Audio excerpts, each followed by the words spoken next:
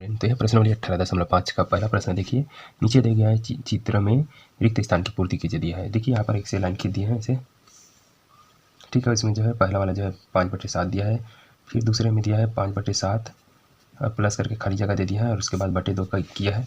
उसके बाद तीसरे स्थान में और दिया है, देखिए ऐसे कर दिए हैं 3/2। तो हमें जो है खाली जगह में क्या आएगा बोल रहा है, ठीक है। तो ये जो है परिमेय संख्या के बीच में जो और संख्या निकालने बोलता है उसी नियम के अनुसार है। तो इस पहले 5/7 को, उसके बाद 3/2 को आपस में से जोड़ देना होता है। तो यहाँ जो है 3/2 आएगा, ठीक है। उसके जो है जोड़कर 2 से भाग दे देते हैं, ठीक है। तो जो खाली स्थान दिया है यहाँ पर उसकी जगह में आएगा 3/2। उसी तरह दूसरा वाला और दिया है ऋण 5/9 है। उसके बाद जो है यहाँ पर दिया है ऋण 5/9 धन 3/7, उसके पूरे का बटे 2 दिया है। तो यहाँ पर तीसरा नंबर में क्या आएगा बोल रहा है, ठीक है।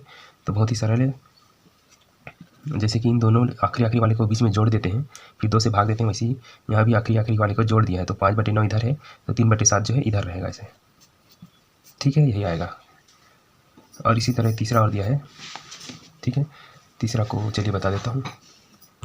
तो तीसरा नंबर में थोड़ा से लंबा बना देते हैं, ठीक है। पहले में दिया है ऋण 4/9 है, फिर दिया है ऋण 4/9, फिर धन ऐसा खाली स्थान कर दिया है, ठीक है। और उसके बाद फिर दिया है ऋण 2/9 और इतना का जो है बटे 2 लिखा है, ठीक है। और यहाँ फिर प्लस का चिन्ह दिया है, 2 जगह खाली स्थान दिया है और इसका बटे 2 दिया है, ठीक है। लास्ट में फिर दिया है 2/3, ठीक है। तो यहाँ पर कुल मिला के 3 जगह खाली स्थान है, तो इसको भरना है। तो सिंपल सी बात है कि 2 संख्याओं को बीच में जोड़कर 2 से भाग देते हैं, ठीक है। तो ये पहला संख्या 4/9 है और दूसरा संख्या ऋण 2/9 है। तो ऋण 2/9 को ऐसे लिख देना यहाँ, उसको जो है 2 से भाग दिया जा रहा है, ठीक है। यहाँ भी देखिए, अब इन दोनों को लेंगे तो इन दोनों को बीच में जोड़ के 2 से भाग दे देंगे। तो ऐसे ऋण 2/9 और ये जो है 2/3, तो इन दोनों को जो है जोड़कर 2 से भाग दे रहे हैं, ठीक है।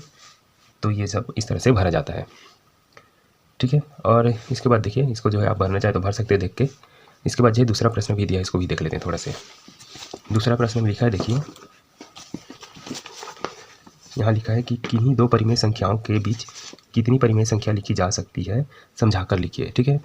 तो दूसरा प्रश्न में जो लिखा है किन्हीं 2 संख्याओं के बीच कितनी परिमेय संख्या, इसका जो आंसर जो है यहीं पर दिया हुआ है। देखिए, रजनी ने कहा इसका तो यह अर्थ हुआ कि किन्हीं भी 2 परिमेय संख्याओं के बीच कम से कम एक परिमेय संख्या और परिमेय संख्या ढूंढ सकते हैं। राहुल ने कहा यही नहीं, ऐसे ही करते जाए तो जितनी चाहे उतनी परिमेय संख्या ढूंढ लो, ठीक है।